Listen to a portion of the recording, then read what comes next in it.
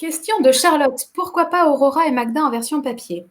Alors ça, c'est pas faute d'avoir demandé, redemandé et redemandé, mais voilà, le système éditorial est un système extrêmement compliqué et frileux.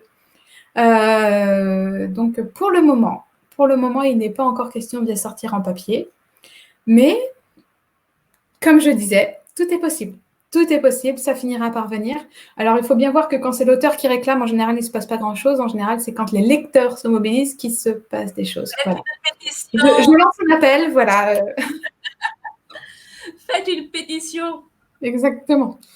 Et voilà, me le réclamer à moi, ça ne sert à rien parce que je n'ai aucun pouvoir. Donc, voilà, c'est vraiment aux éditeurs qu'il faut s'adresser pour ça, puisque voilà, quand c'est moi, il ne se passe rien. Voilà. Alors, Roxane, il y a 2 commentaires qui se suivent, d'Audrey et de Magali. C'est pour savoir si on est tenté d'écrire quelque chose ensemble. C'est la question qui est revenue toute la semaine, en fait. Oui, il y en a aussi un de Sarah, un livre à 4 mains est-il en projet? Alors là, je vais être très claire, non. Je suis déjà bien assez nombreuse dans ma tête. Hein. Je n'ai pas une personne. Ce serait terrible. Franchement, je suis désolée. Joanne, c'est vraiment une excellente amie. Mais pardon, Joanne, je serais incapable d'écrire, même avec toi, un roman à 4 mains. Voilà. Mais toi, Joanne, par contre, tu as même fait un roman à 6 mains. Ouais. J'ai fait un roman à 6 mains avec Chloé Duval que j'ai vu quelque part dans les commentaires. Elle s'est perdue dans les commentaires, je l'ai vue. Et avec Suzanne Roy. Parce que Suzanne Roy, c'est ma jumelle cosmique. Parce qu'on s'est rencontrés via Twitter, en fait. Et on s'est rendu compte que nos histoires avaient le même pitch. Du genre, c'était les mêmes histoires. On écrivait les mêmes histoires. Elle au Québec, à Montréal, et moi en Angola ou en France, je sais pas où. Et c'était les mêmes histoires. On s'est connus comme ça. Donc, on a écrit. Maintenant que j'y pense, c'est drôle parce qu'on a écrit une histoire qui se passe au Salon du Livre de Paris. Lol.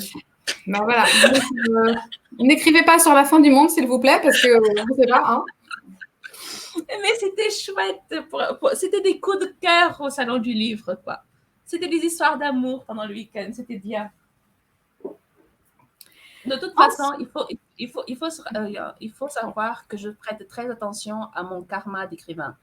Donc, je fais très attention aux histoires qui se terminent mal. Donc, je fais de mon mieux pour écrire des histoires qui se terminent bien. Comme ça ne me retombe pas dessus. Donc, voilà. Donc, pour les points karma, cette histoire au Salon du Livre était très bien, mais plus 3. Super. Ça ne va pas nous retomber dessus, c'est pas notre faute. Va se voir. Alors, ensuite, question suivante, Anaïs. Roxane, as-tu goûté chaque plat dans tes livres? Oui. Voilà, on va pas m'étendre, hein. Oui. Oui, absolument. Même les plus terrifiants, hein, tous les trucs vegan dans le tome 2 de Signé Sixtine, là, quand Melchior se met au vegan. Oui, j'ai tout goûté. C'est avec plus ou moins de succès, on va dire. Et la question suivante, et as-tu été dans chaque restaurant pour Sixtine? Oui. Oui, sinon je serais bien incapable de le décrire aussi précisément. Donc oui, absolument. Et très scientifique dans l'abordage de l'écriture, quoi. C'est Ouais, vraiment empirique son affaire. D'ailleurs, c'est assez marrant puisque je parle du restaurant Le Dazuma à Angers, dans Signé Sixtine, le tome 3. Et depuis, ils l'ont appris au Dazuma. Et du coup, quand j'y vais, le patron vient me faire la bise, il me tutoie, il m'appelle par mon prénom, c'est super cool. J'ai l'impression que c'est excellent.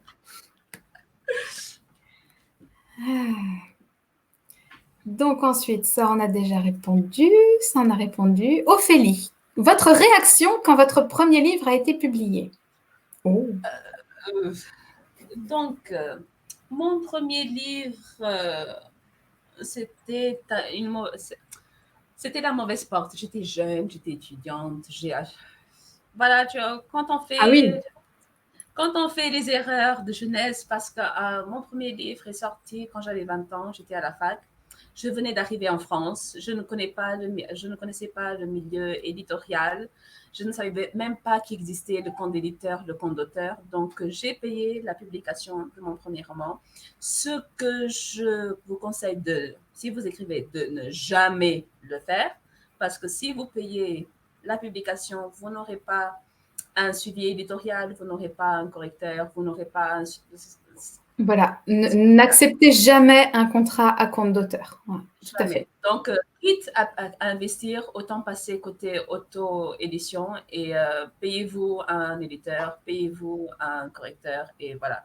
Donc, mon premier roman, c'était ça, c'était il y a 20 ans. Ouais. Je me sens vieille d'un coup. Oui, non, c'était pas 20 ans quand même. Attends. Non, mais enfin, si j'avais eu un enfant à ce moment-là, il pourrait voter cette année, quoi. Donc voilà.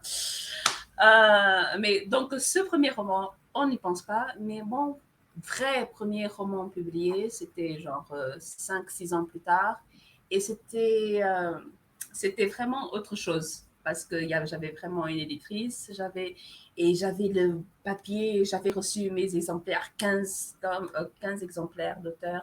C'était pour la 13e concubine. Et j'étais tellement contente. Et en plus, la couverture est gaufrée. Donc, on voyait le titre qui est prié. Et je me suis dit, ouais, j'ai réussi. Ou pas. Non, ou pas. Attends. Ouais, tu cherches. Attends. Tu l'as?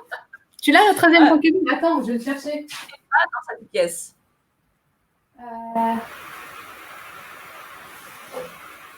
Mais continue à parler, il n'y a pas de problème. Qu'est-ce que j'ai mis? J'ai beaucoup trop de livres, en vrai. Il est quelque part dans ma bibliothèque. Attends, raconte ton premier et je reviens. Alors, moi, mon premier, c'était Animae et c'était le 24 décembre 2012. Donc, quelques jours après la fin du monde, je rappelle que le 21 décembre 2012, c'était censé être la fin du monde. On s'est dit le 24, il ne s'est rien passé, c'est bon, on peut y aller. Et donc, Lou est sorti, Animae est sorti en numérique. Et honnêtement, le jour de la sortie, très concrètement, il ne se passe absolument rien. Mais rien, puisque le livre en plus, moi, il est sorti qu'en numérique, donc le livre était disponible sur les plateformes numériques. Mais concrètement, le jour où le livre sort, il ne se passe rien. Et c'est les jours d'après où ça commence. On commence à avoir des commentaires et tout. Et un des premiers commentaires que j'ai eu, c'est celui de Carole, qui est d'ailleurs dans le chat aujourd'hui. Donc, coucou Carole. Voilà, et là, ça devient vraiment complètement dingue. Là, on se rend compte que ça y est, c'est vrai. Et c'est un espèce de mélange entre la joie, la fierté. Enfin, vraiment, c'est que du bon. Voilà. J'ai une question d'Aude qui se demande quelles ont été mes inspirations pour Taran des Sacranimes. En fait, c'est parti avec l'idée que mon héroïne ne devait pas s'adapter. J'ai créé un monde spécialement pour mon héroïne et mon héroïne ne s'adapte pas à ce monde-là. Donc, j'ai fait le truc où c'est pas chez elle, en fait. Donc, j'ai créé un monde spécialement pour elle, pour qu'elle ne se sente pas chez elle. C'est le sadisme de ce côté-là du genre. C'est pour ça que j'écris pas mal d'histoires qui se terminent bien. Parce que j'ai fait tellement de trucs dans ce roman. Genre, j'ai perdu des points dans cette série. Mais je l'aime. Et il faudrait que je la retravaille, au fait. Parce que je l'aime bien. Il me manque, au fait. Parfois, il me manque. Mais ouais, c'était ça, mon premier vrai roman. Et c'était très émouvant parce que, bon, déjà, c'est un pavé. Je ne savais pas que j'écrivais des pavés. C'est ça. Je suis en train de répondre à Flora en même temps. C'est ça, Flora. C'est ça qui est entre les deux. C'est la version anglaise d'Animae. Vas-y, je t'en prie, continue. Et ce truc-là, et c'est la première fois qu'il y avait des gens qui m'achetaient et qui ne me connaissaient pas.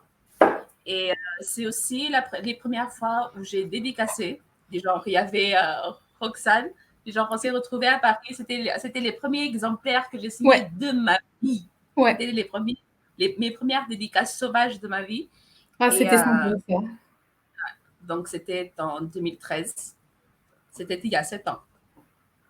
C'est vrai. Oh là là, ça fait déjà 7 ans, mon Dieu. Donc, c'était il y a 7 ans.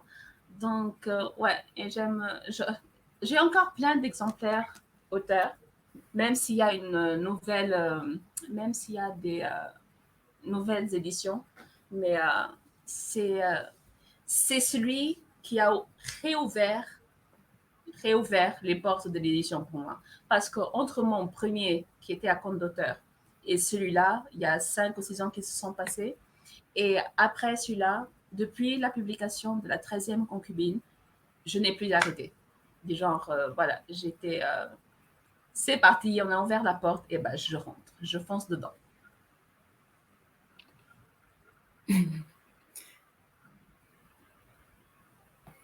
Alors, je vois une question d'Anaïs. Et les plats avec les insectes, Roxane, même les plats de Camille? Eh bien oui, hein. Et voilà, hein. C'est une expérience traumatisante. Donc du coup, je ne vais pas en parler, mais oui, voilà.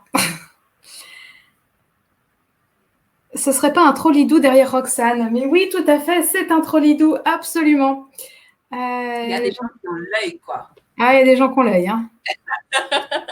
Joanne, on te demande le nom du livre à 6 mains. Ah, mais il n'y a pas de titre. Il n'y a pas de titre parce que c'est encore en état de manuscrit. Mais on avait donné le nom de code Love Paris parce que c'était Livre Paris, donc Love Paris, parce que Suzanne et moi, on n'aime pas les titres en anglais. Donc, c'était vraiment juste le nom de code, mais on n'a aucune idée de quel nom on donnera à ce truc-là. Donc, on verra quand on le terminera pour de vrai. Alors, il y a vraiment beaucoup de questions. Juliette, quand savez-vous qu'un livre est fini? Quand j'ai plus rien à dire. Je valide cette réponse et je fais la même. Parce qu'il y a des moments, par exemple, quand on écrit une romance, parce que même mes contes de fées sont des romances, donc à partir du moment où j'ai raconté ce que j'avais à raconter, et si les scènes suivantes c'est juste doudou, ça ne raconte plus rien, il n'y a plus rien, il n'y a plus de quête ou il n'y a plus de bataille pour être ensemble, je sais pas quoi, donc c'est fini, il n'y a plus rien à dire. En tout cas pour moi. Qu'est-ce que tu en dis? Oui, mais je suis d'accord.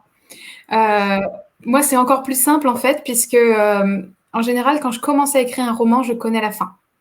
Donc, je sais que j'arrive à la fin quand j'arrive à cette fin que j'avais imaginée au départ. Voilà, c'est très simple.